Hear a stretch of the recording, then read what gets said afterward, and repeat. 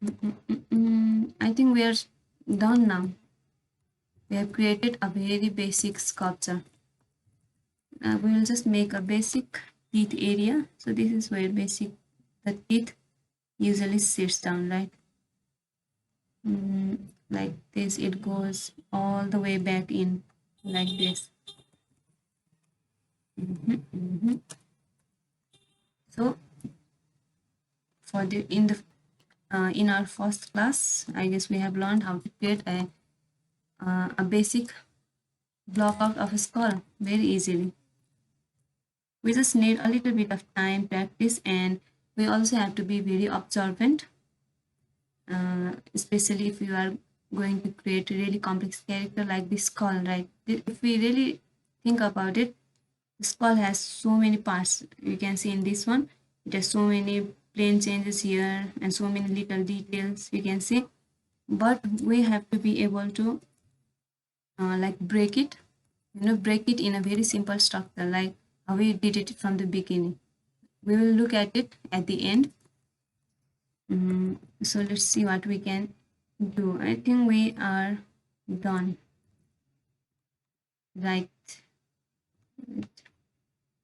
Let's add in a little bit more. Let's make it slightly sharper so we can easily see the plane change. Here you can see it goes in like this. And there is also this depth here. And there is this connection here. There is our ear hole. There is this thing, I don't know what it is called.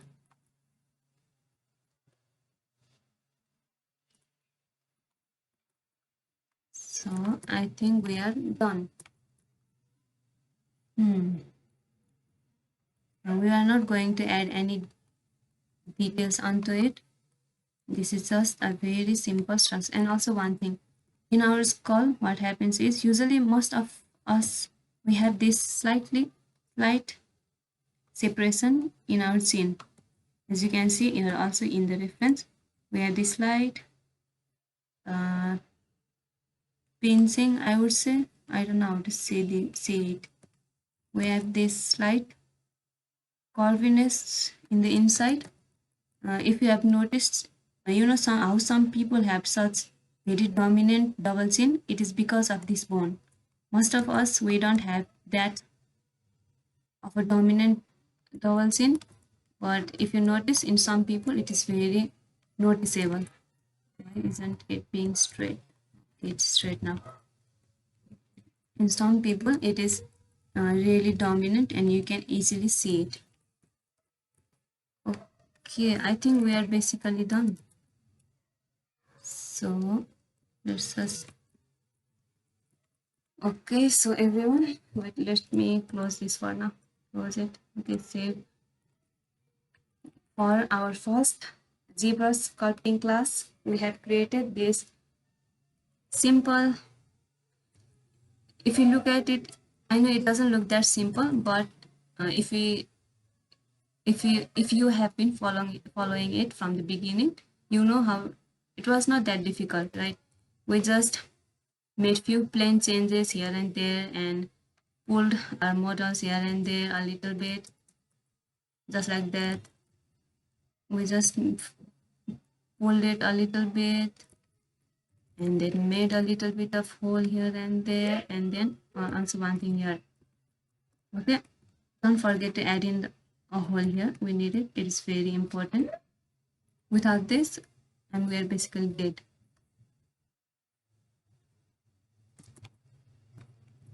So let's look at it from the beginning.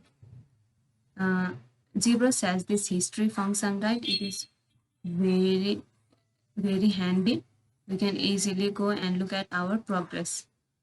But if you feel like your Zbrush is starting to lag, maybe you have been working on full character, and what you can do is you can go to edit and you can see delete older history. It deletes all of the front history. But let's say if you are in the middle here, right, you don't want this area. So you can just go edit and delete undo history. If you press this one, it will remove all of this area, but it will keep history of this area, right? So let's go all the way back. We basically started on very simple sculpt. And also one thing, when you go up here, don't make any changes here, okay, or it will literally destroy or delete all of it, all of the progress that we have done. So we also have to be a little bit careful there, because I have also accidentally lost some of the details like that. So we first started with a simple sphere, and then let's see, let's go up to here. We created this simple, let me bring it here. We created this simple structure by just using a move brush, right? It already started to look like a very simple sculptural structure. You can see it in the silhouette. And then we just used our damn standard brush here to create this slide of a ovular shape. Oh no, you can see here it says storing this action of the undo will remove this. So no, cancel. We don't want to remove anything. We are basically checking it. So we add in this structure here right behind our ear hole, and we added our eyes by just using a clay builder brush. We added it, and we added the nose, and we also fixed, as you can see, the eye is so much rounded in here. We also fixed it later with the help of move brush. Okay, it is starting to look a lot better now. And we added our cheekbones here. Okay, we added our cheekbones. As you can see, this one, when we were fixing the above part, the top part messed up a little bit, so we also fixed it later on. And you can see, after adding the cheekbones, we just added a little bit of definition, or more like slight indication of the lower teeth being there, right? So, and then we made the, oh, this is where it happened. I forgot to undo it. That is why our scene went so back in the end, right? Look, this is when we were talking about how our lower jaw moves, but I forgot to undo it. That's why we had to fix it on the end later. As you can see, we bring it slightly in front. So something like that can happen. So, but don't worry, we did fix it in the end. And what we did is we created like a basic structure for our lower jaw, and then because the resolution was so low, right, we couldn't work on our nose. We added it with the help of Dynamis. You can see we added it here, and now we have more topology or more polygons to work from. And we sharpened our details and added a lot more. The eyeball here, right? Don't go directly inside here in the center. Go slightly on an angle, like this. It goes inside like this.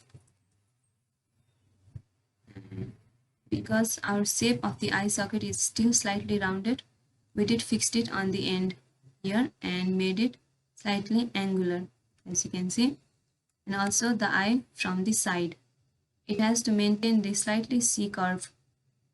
Don't make it too flat from the front. There are some people who do it, but just make it slightly curved from the side.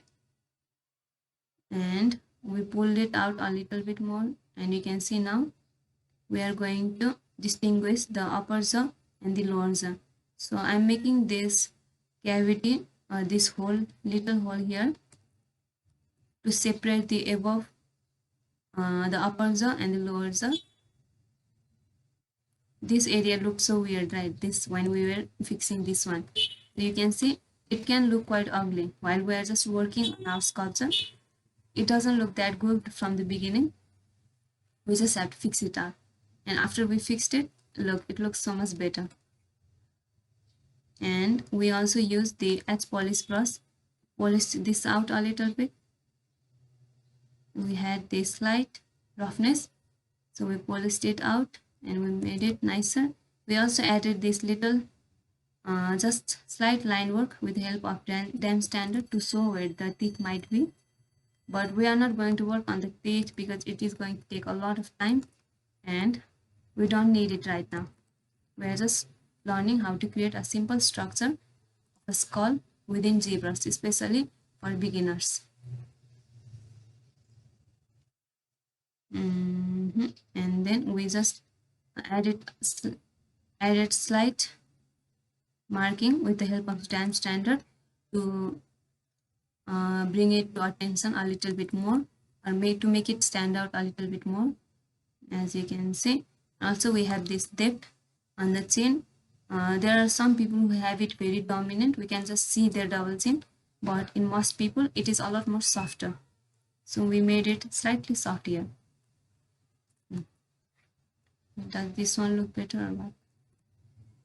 Okay, I think we are done. As you can see in the silhouette, it's starting to look like a silhouette of a skull.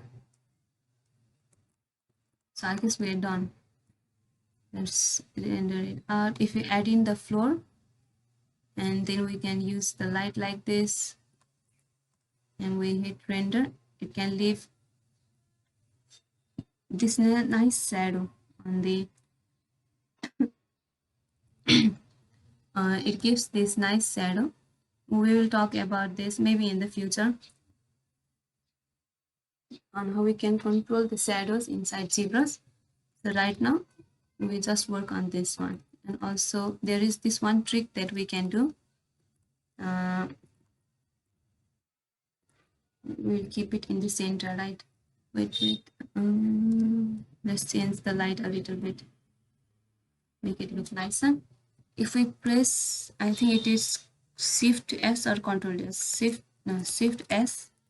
Yes, right. You see, if we press Shift S,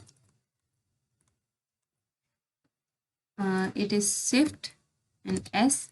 It basically clones it. So what it is doing it is basically creating a clone of the same model. We can't really use it. As you can see, we can't do anything on the other models because this is our main model. And these, you see, they are just kind of like snapshots that we can easily take to see the different angles. So if we press Ctrl N, it can easily go away. So what we can do is, let me show you, Shift S and then pull it to the side, and you can see you can easily look at both the front and the perspective view or the side view, whichever you want to. And let's say you are done with it, you want to work on it, just press Ctrl N and it goes away. And also if we press F, let's say our model it disappeared, right? We don't know where it is, we can't find it. Just press F, it will bring the model in the center.